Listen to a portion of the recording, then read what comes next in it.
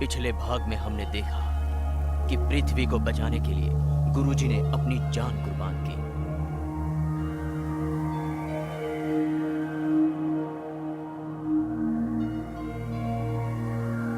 पृथ्वी का भविष्य अब सर्वरी और कौटिल्य के हाथों में है।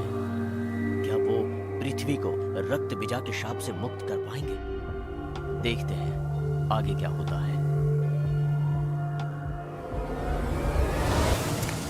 गुरुजी ने बनाई हुई रेखा से सर्वरी बाहर कदम रखती है और धीरे धीरे रेखा फीकी पड़ जाती है। बाबा, शायद रक्तबीजा के सारे रूप को गुरुजी ने मार दिया है और हमारे हाथों की बेड़ियां भी छूट गई है। गुरुजी, गुरुजी! कौटिल्य बाबा गुस्से में मंत्र बोलना शुरू कर देते हैं। जल पोषणम ज्ञान प्रणाम नमः, जल पोषणम ज्ञान प्रणाम नमः, जल पोषणम ज्ञान प्रणाम नमः। मंत्र कहकर कौटिल्य बाबा उस कमंडलू का जल पीते हैं और शक्ति मिलने की चाह में रुक जाते हैं।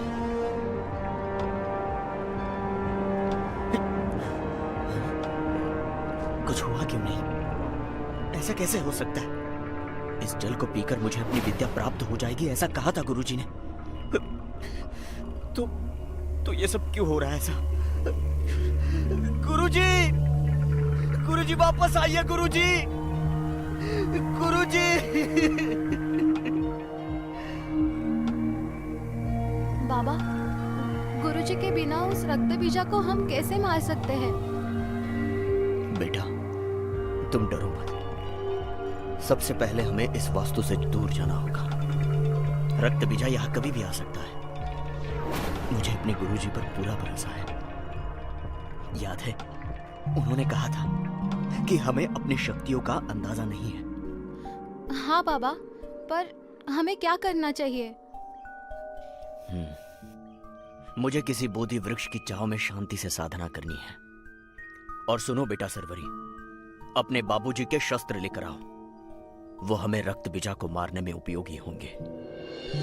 हाँ, ऐसी जगह मुझे पता है बाबा। मैं अभी बाबूजी के शस्त्र लेकर आती हूँ। सर्वरी अपने शस्त्र लेकर आती है और वो दोनों बोधि वृक्ष की ओर जाने के लिए निकल पड़ते हैं। चलते चलते सर्वरी को कौटिल्य का चेहरा अस्वस्थ दिखाई देता है। बाबा, आप बहुत परेशान लग रहे हैं। क्या परेशानी है? मुझे बताइए, मैं आपकी सहायता करना चाहती हूँ। बेटा, ये जितना आसान लगता है उतना आसान काम नहीं है।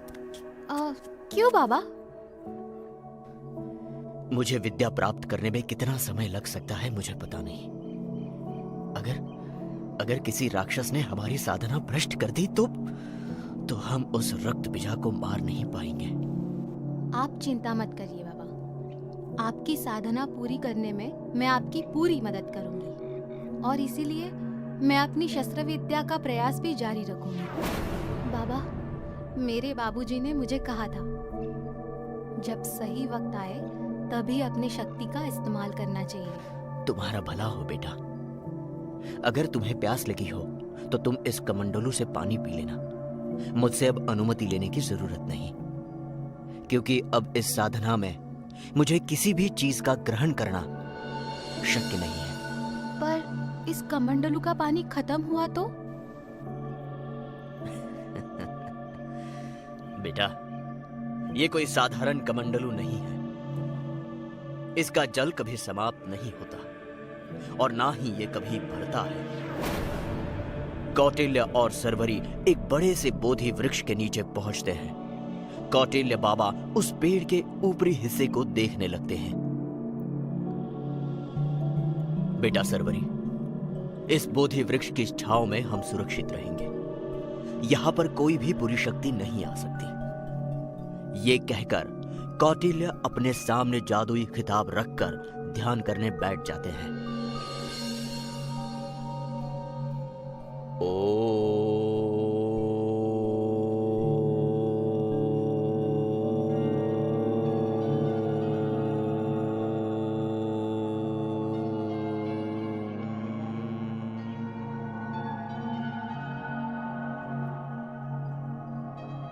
सरवरी एक शस्त्र उठाती है और अपनी चाल के साथ अभ्यास करना शुरू कर देती है। रक्त बीजा आसमान में देखकर कालासुर से बात करता है। महाराज, आप मुझे बस मरते हुए देखेंगे।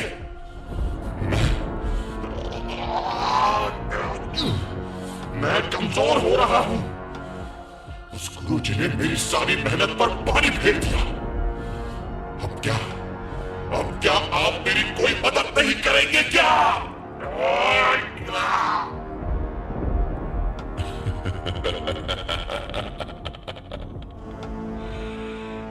क्या तुम्हें डर लग रहा है रक्तबीजा? तभी तो वो गुरुजी जीवित भी नहीं है। अब उन दोनों को कोई नहीं बचा सकता। ये तभी काल असुरा रक्त बीजा को एक शस्त्र देता है और कहता है,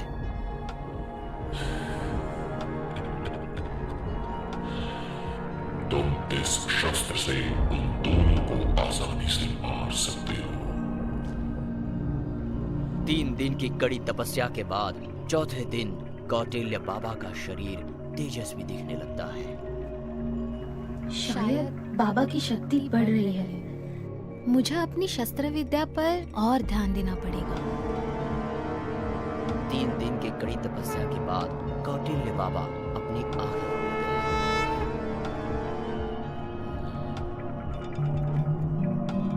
बेटा सरवरी, हमें उस नीच रक्त बीजा को नष्ट करने का उपाय मिल गया।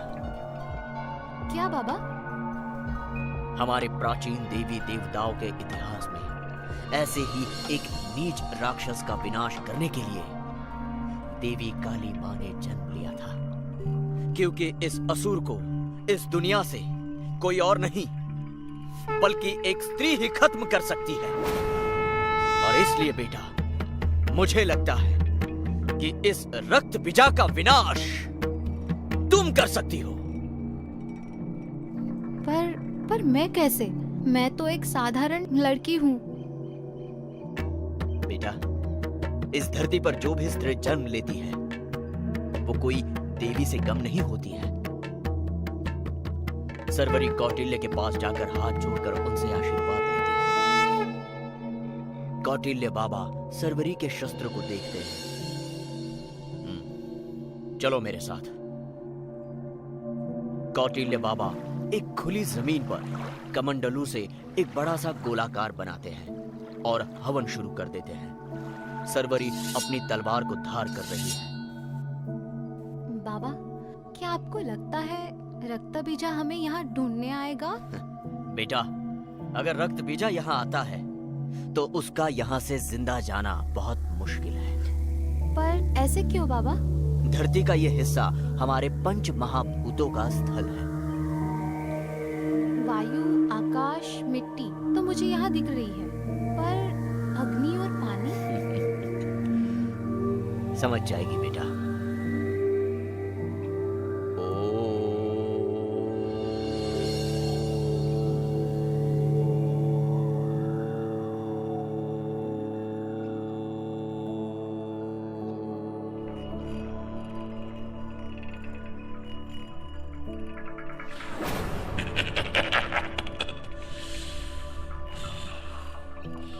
तुम्हें लगता है तुम मुझसे भागकर बच सकते हो?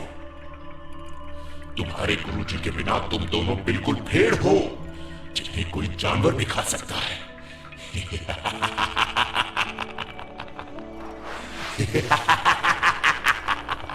रक्त बीजा, तुम तो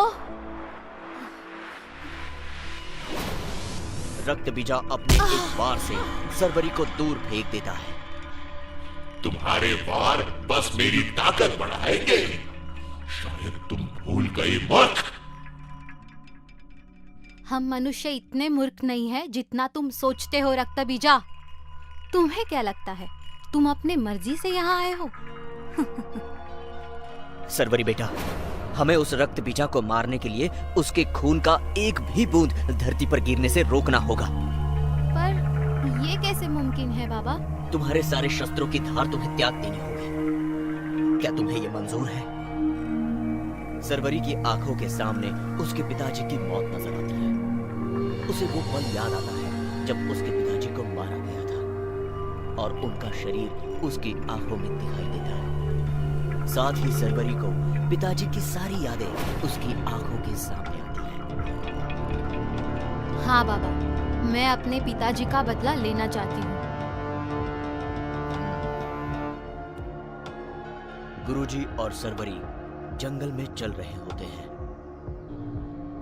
बेटा सरवरी, इन शक्तियों पर काबू पाना बहुत मुश्किल है, पर अब मैं काल असुरा को मेरे अंतर मन में देखने से रोक सकता हूं। उसे नहीं पता चल पाएगा कि मेरे मन में क्या चल रहा है। तब तक नहीं जब तक मैं खुद उसे अपने मन के भीतर प्रवेश न करने दूं। इसीलिए रक्तबीजा हमें ढूंढ नहीं पाया। मैं सही समय पर रक्तबीजा को यहाँ बुलाऊंगा। तुम तैयार रहना। सरवरी रक्तबीजा पर वार करने जाती है और उसे अपनी तलवार से मारती है। रक्तबीजा दर्द से कराहने लगता है।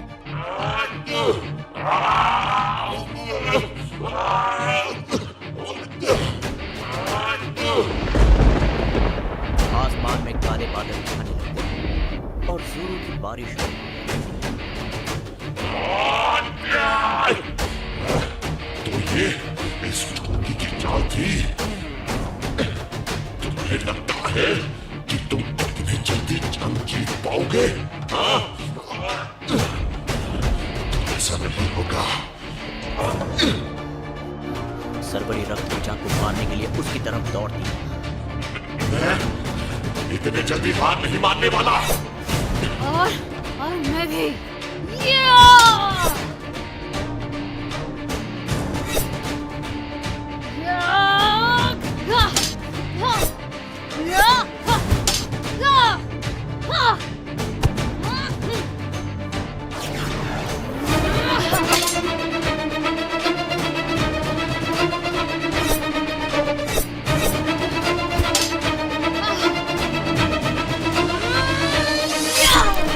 और देखते ही देखते उसका सर धड़ से अलग हो जाता है और उड़कर बाबा के हाथों में आ जाता है। लेकिन अब रक्तबीजा के खून की बूंदें उसी कमंडलू में गिर रही है जो कमंडलू कौटिल्य बाबा को गुरुजी ने दिया था।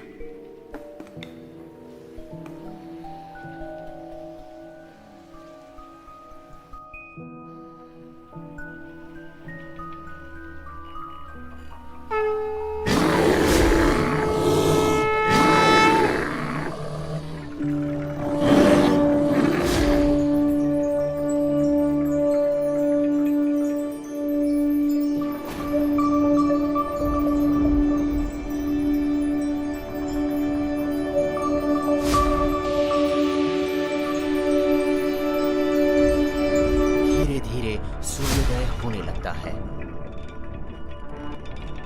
अब कौटिल्य बाबा अपने सामने एक ऐसा नजारा देखते हैं कौटिल्य बाबा जिंदगी में कभी भूल ही नहीं सकते।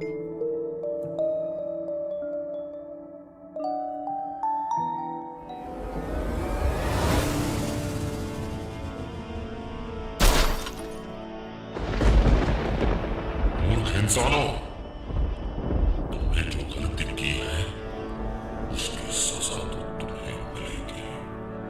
अब तुम्हें ऐसी शक्ति का सामना करना पड़ेगा जिसका तुम्हें अंदाजा भी नहीं।